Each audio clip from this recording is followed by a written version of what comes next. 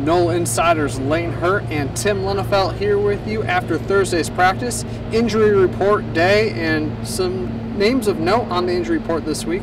Out for this game, Freddie Stevenson, Kareem R., and out for the season, George Campbell with a core muscle injury. Questionable, Nate Andrews and Sean McGuire, and back in the lineup, Cole Minshew on the offensive line.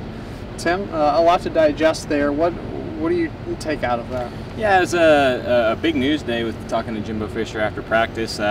The number one thing I think I would look at would be the injury to George Campbell, because we know that's a season-long injury. Jimbo Fisher said he needs surgery.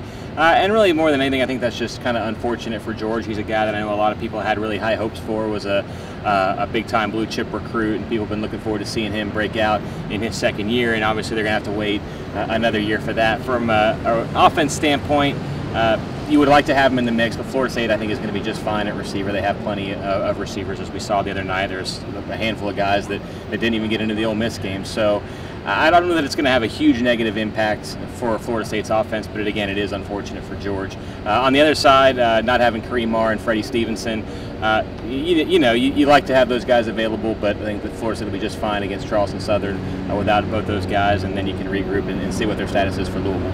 The interesting case of Stevenson, he was probably the highest graded offensive player for the Noles coming out of that game against Ole Miss according to Pro Football Focus, so maybe Gabe Neighbors plays a little bit more. We'll see what happens there. Speaking of grades, we talked a lot about DeAndre Francois, which you'll see in our game preview that will air tomorrow on Seminoles.com, but defensively, a lot of guys, especially on the defensive line, looked really good. Here are some of those numbers for you. The highest graded player was, of course, DeMarcus Walker, who had a 4.7 grade, 4.5 in pass rush. I'm not surprised by that.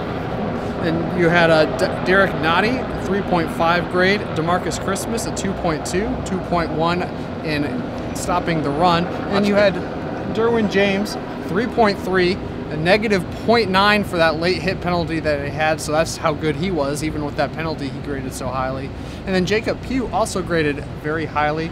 A lot of guys, of course, on that defensive line. Yeah, I think, look, at some degree, so you're telling me all the guys that had really good games graded well. Well, that's good, but I am more interested in players who maybe weren't as on the stat sheet as much, and somebody like Jacob Pugh, who, again, sort of had maybe what we consider to be more of an under-the-radar big game. It's good to see him getting some love and seeing that the advanced metrics kind of bear that sort of thing out. So good on Jacob, and he's a guy that I'm really kind of curious to see how he follows up Monday's performance on Saturday, and it's going to be a pretty big test for Florida State's defense, especially that front seven against Charleston Southern's triple option. Say that 5 times fast. We won't make you do that, and I'm certainly not going to do that. Well, Nole fans, home opener on Saturday. We got the game preview for you. 3 keys coming on Saturday. And of course, this gorgeous new stadium for fans will get to see for the first time. A pretty exciting day. Yeah, you can find me lounging around in the Champions Club. That's where I'll be. I hopefully have a big plate of wings, and we'll see what else. No, that's not true. That's where I hope to be, but I think it'll probably be the press box. Nole Insiders always working hard for you, even in times of trials like being in the Champions Club. So for Tim Linnefelt, I'm Lane Hurt. Go Noles.